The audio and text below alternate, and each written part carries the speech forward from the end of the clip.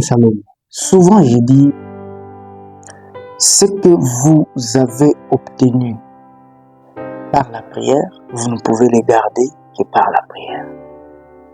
Ce que vous avez obtenu par la prière, vous ne pouvez le garder que par la prière.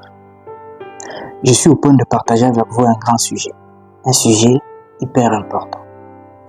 Et ce sujet est le fait que les disciples ont reçu le Saint-Esprit le jour de Pentecôte. Nous voulons voir ce que c'est le vrai Pentecôte. Parce que c'est très important. Rappelez-vous de ce que je viens de dire au départ. Ce que vous avez obtenu par la prière, vous ne pouvez le garder que par la prière. Lorsque vous lisez dans le livre de Lévitique chapitre 23, du verset 9 au verset 17, la Bible est en train de nous parler de ce que Dieu a instauré comme fête aux Juifs. Il leur a demandé de commencer à célébrer cette fête. La fête de Pentecôte était une fête que Dieu a recommandée ou avait recommandé aux Juifs de partout dans le monde. Les Juifs exilés ou les Juifs en exil, de partout, les Juifs de la diaspora devraient aller fêter cela à Jérusalem. Tout Juif où qu'il se trouve dans le monde entier, le seul lieu où la fête de Pentecôte devait être célébrée, c'était à Jérusalem. Et c'est là que tout Juif de partout où il se trouvait allait célébrer la fête de Pentecôte. Et c'est comme ça que le jour de Pentecôte, Dieu, sachant que c'est le jour où tout Juif va rentrer à Jérusalem, c'est-à-dire les Juifs de l'Égypte, les Juifs de l'Europe, les Juifs de l'Amérique, les Juifs de l'Afrique, les Juifs de partout, ils devaient se retrouver à Jérusalem. Et Dieu savait que c'est le jour où les Juifs vont être là. Mais il y a une chose très considérable, parce qu'il y avait des pentecôtistes de l'extérieur et des pentecôtistes de la chambre haute. Le pentecôtiste de l'extérieur ne savait même pas lire les jours qui étaient devant eux, ou les jours dans lesquels ils se sont trouvés. Mais pour les Juifs qui étaient dans la chambre haute, ils étaient dans l'attente de quelque chose. Et qu'est-ce qu'ils attendaient? C'est que Jésus avait promis. Il avait dit, il vous est avantageux que je m'en aille. Et quand je m'en irai, je vous enverrai le Saint-Esprit. Et l'Esprit survenant sur vous, vous serez mes témoins. Et ainsi de suite. Il y avait des Juifs qui attendaient, qui célébraient la Pentecôte dans la chambre haute, qui s'attendaient à quelque chose de la part du Seigneur. Et il y avait aussi des Juifs qui célébraient la fête de Pentecôte d'une manière ordinaire. Mais regardez ce qui s'est passé dans Actes chapitre 2, le verset 1. Je vais m'efforcer pour le lire. La Bible dit, le jour de la Pentecôte, ils étaient tous ensemble dans le même lieu. Ils étaient tous ensemble dans le même lieu. Le jour de Pentecôte. Ils étaient tous ensemble dans le même lieu. Et qu'est-ce qu'ils faisaient dans le même lieu? Ils priaient. Ils s'attendaient du Seigneur. Ils étaient en train d'attendre le feu de Dieu, le Saint-Esprit.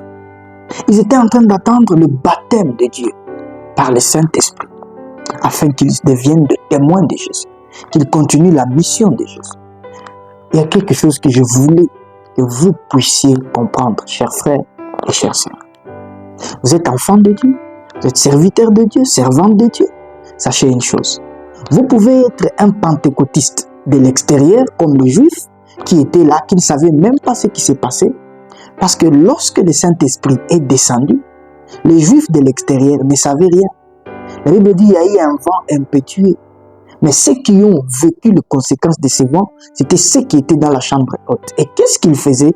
Ils priaient. Ils s'attendaient du Seigneur. Ils s'attendaient à quelque chose de la part du Seigneur dans la prière. Mais ceux qui étaient à l'extérieur, ils étaient en train de célébrer à l'ordinaire une fête, alors que l'objectif pour lequel Dieu avait donné cette fête de Pentecôte, ce n'était pas pour qu'ils mangent. Juste, c'était un signe que Dieu leur avait fait voir, mais qu'eux ne comprenaient pas, que ce sera le jour de cette fête que je ferai en sorte que vous soyez transformés par mon esprit que je vais vous envoyer. Mais les Juifs ne comprenaient pas. C'est comme ça qu'aujourd'hui, il y a des chrétiens, il y a des frères, il y a des sœurs, il y a des serviteurs, il y a des servants de Dieu qui s'attendent au baptême du Saint-Esprit alors qu'ils ne font pas, ou plutôt qu'ils sont des Juifs, ou ils sont de ceux qui attendent la fête, qui célèbrent la fête de Pentecôte en étant ceux qui sont de l'extérieur. Sachez une chose, si ceux qui ont reçu le baptême du Saint-Esprit l'ont reçu en s'attendant à cela dans de prières, ne pensez pas que vous pouvez être baptisé du Saint-Esprit sans pour autant passer des temps dans la prière. Les disciples ont reçu ce baptême parce qu'ils étaient en train de l'attendre dans la prière. Aujourd'hui, il est impossible que vous n'ayez pas une vie de prière et que vous vous attendiez au baptême du Saint-Esprit. C'est impossible. Parce que les disciples, le premier patriarche de l'Église, ont reçu le baptême du Saint-Esprit dans la prière. Et ce ne sont pas nous qui les recevrons autrement. Il faut passer du temps dans la prière pour s'attendre au baptême du Saint-Esprit. Ne soyez pas de ceux qui célèbrent la fête de Pentecôte comme ceux qui sont de l'extérieur. Et la Bible dit, quand l'Esprit de Dieu est descendu sur eux sous forme de langues de feu, la Bible dit, ils ont commencé à parler de nouvelles langues. Et ceux qui étaient à l'extérieur ont entendu qu'ils étaient en train de parler de nouvelles langues. Les autres les entendaient parlant leur langue d'où ils sont venus, ceux qui étaient par exemple, ceux qui étaient de l'Angleterre, ceux qui étaient de la France, ceux qui étaient des Amériques ou ceux qui étaient de l'Afrique. Chacun les entendait dans sa langue d'où il est venu. Et c'était surprenant. Et cela les a attirés. Et Pierre se lève, il dit, « Hommes frères, pourquoi vous étonnez-vous de ce que vous voyez ?» C'est ce que le Père, c'est ce que Dieu, depuis l'ancien temps, avait promis. L'Esprit de Dieu survenant sur vous, vos fils et vos filles seront bénis. Il y a une chose que je voulais attirer avec votre attention, parce que c'est tellement important de recevoir la plénitude du Saint-Esprit. Et cette plénitude, on ne la reçoit pas sans la prière, sans une vie adéquate de prière. Et vous pouvez être utilisé par Dieu puissamment si et seulement si vous êtes rempli régulièrement du Saint-Esprit. Il y a des chrétiens qui s'attendent au baptême du Saint-Esprit comme le juif de l'extérieur. Et il y a des chrétiens qui s'attendent au baptême du Saint-Esprit comme les disciples dans la chambre haute. Qui êtes-vous? Êtes-vous celle-là ou celui-là qui s'attend au baptême du Saint-Esprit comme ceux de l'extérieur, qui ne lisaient même pas les temps que ça c'était le temps de la visitation de Dieu, ou comme ceux qui étaient à l'intérieur de la chambre haute, qui s'attendaient à la visitation de Dieu et qui connaissaient lire les temps, que ça c'est le temps où nous devons recevoir le baptême du Saint-Esprit et qui l'attendaient dans des prières. Ayez une vie de prière et vous serez remplis du Saint-Esprit. Passez du temps dans la prière. Et j'aimerais vous dire, il est très dangereux d'être un serviteur de Dieu, que Dieu utilise aux yeux des hommes bien sûr, ou qui se passe pour celui que Dieu utilise. C'est ce que je devais dire. Qui se passe pour celui que Dieu utilise, alors que vous n'avez pas une vie de prière. C'est là qu'intervient beaucoup de déviations. Pourquoi? Parce que la plénitude du Saint-Esprit vous catapulte. Ça vous catapulte dans la capacité d'être utilisé par Dieu, dans l'utilité entre les mains de Dieu. Et cela ne se passe que dans des prières. Mais lorsque vous voyez être utilisé ou faire quoi que ce soit dans le corps de Christ, mais que vous n'ayez pas ou vous n'avez pas une vie adéquate de prière, c'est trop dangereux. C'est vraiment dangereux. Pourquoi? Parce que d'ailleurs c'est impossible. Parce que si vous n'êtes pas, vous n'avez pas une vie adéquate de prière, le Saint-Esprit ne sait pas vous remplir. Et si l'Esprit de Dieu ne sait pas vous remplir, comment Dieu peut vous utiliser? Il y a des personnes qui aujourd'hui commencent à avoir tendance à croire qu'on n'a pas besoin du Saint-Esprit pour servir le Seigneur. C'est trop dangereux. Pourquoi? Parce qu'il est impossible dans ce monde, d'être utile entre les mains de Dieu si le Saint-Esprit ne vous remplisse. Vous pouvez être en train de travailler, mais si ce que vous faites, ce n'est pas l'Esprit de Dieu qui vous aide à le faire, sachez que vous n'êtes pas en train de faire l'œuvre de Dieu. Parce que le Saint-Esprit connaît les désirs de Dieu, il connaît la profondeur de Dieu. Et il n'y a que lui qui peut vous utiliser de la manière dont Dieu l'attend de vous. Vous ne pouvez rien faire sans le Saint-Esprit. Vous ne pouvez absolument pas y arriver sans le Saint-Esprit. Vous avez besoin de la plénitude du Saint-Esprit. Et si vous êtes en train de travailler pour Dieu sans être rempli du Saint-Esprit, la plus grande question à se poser est celle-ci. Qui vous utilise? Si ce n'est pas le Saint-Esprit, qui vous utilise? Or, sans le Saint-Esprit, on ne peut pas faire la mission de Dieu. Voilà pourquoi Jésus a insisté, il dit « attendez ». Parce qu'il savait que pour remplir correctement ce que Dieu attend de chacun, il faut être rempli du Saint-Esprit. Il est très important de faire attention. N'ayez pas une vie de prière courte et vous attendre à être rempli du Saint-Esprit. Ne soyez pas ces pentecôtistes de l'extérieur, parce qu'il y a des gens qui sont tout simplement des pentecôtistes de l'extérieur, au lieu d'être ces pentecôtistes de la chambre haute. Et si vous êtes pentecôtiste de la chambre haute, j'insiste là-dessus, vous devez avoir une vie de prière. Vous devez passer des temps dans la prière. Ne vous inquiétez pas. Chaque fois que vous ne priez pas, vous amenez le royaume de Dieu à être en retard. Pourquoi? Parce que le royaume de Dieu dans ce monde ne fonctionne que par le Saint-Esprit en vous. Ne fonctionne que par le Saint-Esprit au travers de vous, au travers de nous, enfants de Dieu.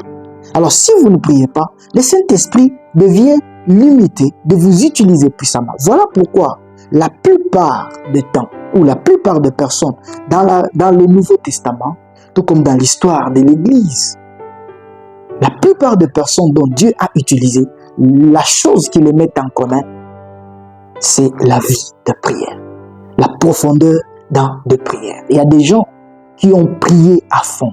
Je ne vais pas citer les noms des noms ici, mais il y a dans toute l'histoire de l'Église, il y a eu des gens, des hommes de notre ère que Dieu a utilisés, qui étaient des hommes puissants dans la prière. Ne minimisez pas la vie de prière. Ayez des racines dans de vie de prière. C'est comme ça que l'évangile va atteindre le monde. Vous ne pouvez pas être récompensé au ciel si vous n'êtes pas rempli du Saint-Esprit aujourd'hui. Parce que la récompense au ciel est proportionnelle au travail. Et le travail bien fait n'est possible dans ce monde, dans chaque enfant de Dieu, n'est possible que par la plénitude du Saint-Esprit. La plénitude du Saint-Esprit, c'est comme une bouteille d'eau. Une bouteille d'eau de 1 litre. Lorsque on y met 30 millilitres et qu'un homme ou une personne a soif de boire, par exemple 500 millilitres, cette eau de 30 millilitres dans la bouteille n'étanchera pas la soif de celui-là qui a le besoin de 50 millilitres dans cette bouteille de 1 litre. Mais lorsqu'on remplit cette bouteille de 1 litre, on le remplit d'eau jusqu'au débordement. Quelqu'un qui a besoin de 20 litres, de 20 millilitres peut boire et étancher sa soif. Quelqu'un qui a besoin de 15 millilitres peut boire et étancher sa soif. Quelqu'un qui a besoin de 750 millilitres peut boire et étancher sa soif. Mais quand il y a des personnes qui ont bu de cette bouteille de 1 litre, il faudra que l'on y remplisse encore de l'eau jusqu'à ce que ça remplisse la bouteille, afin que prochainement, ceux qui auront encore soif aient de quoi boire. C'est comme ça la plénitude du Saint-Esprit. À chaque fois que vous servez le Seigneur, vous diminuez l'énergie spirituelle, vous diminuez en vous la plénitude du Saint-Esprit. Vous devez vous renouveler, vous devez vous restaurer dans des prières pour que l'Esprit de Dieu remplisse encore cette bouteille d'1 litre que vous êtes, afin que quiconque, à chaque fois, il aura besoin d'étancher sa soif, qu'il ait de quoi trouver pour étancher sa soif en vous. C'est cette plénitude du Saint-Esprit. Ce que vous avez gagné dans la prière, vous ne pouvez le garder que par la prière. L'Église a reçu la plénitude du Saint-Esprit en l'attendant dans la prière. Et ce n'est que dans de prières que l'Église peut conserver la plénitude du Saint-Esprit afin que l'Église soit utile et efficace pour le royaume de Dieu. Je suis sûr et certain que le Seigneur vous a parlé et il vous a béni. Rendons tous gloire à lui par son Esprit Saint et passons des moments dans des prières. Et quand je dis prière, je ne dis pas des prières légères. Je ne parle pas de prières superficielles. Je parle de profondes prières, de profonds moments de prière. Vous passez de nuit dans de prières. Vous faites des veillées seules. Vous devez être capable de passer dans des veillées seules en train de prier le Seigneur. Et ainsi, le Saint-Esprit va vous capaciter. Parce qu'être rempli du Saint-Esprit veut tout simplement dire être capacité dans un domaine par le Saint-Esprit afin de remplir ces domaines-là. Shalom, grâce et paix à vous. Je suis le pasteur Géry et Vambi. Que Dieu vous bénisse. Shalom. Partagez-nous vos messages ou vos témoignages. Nous serons ravis de les partager avec d'autres personnes. Que Dieu vous bénisse.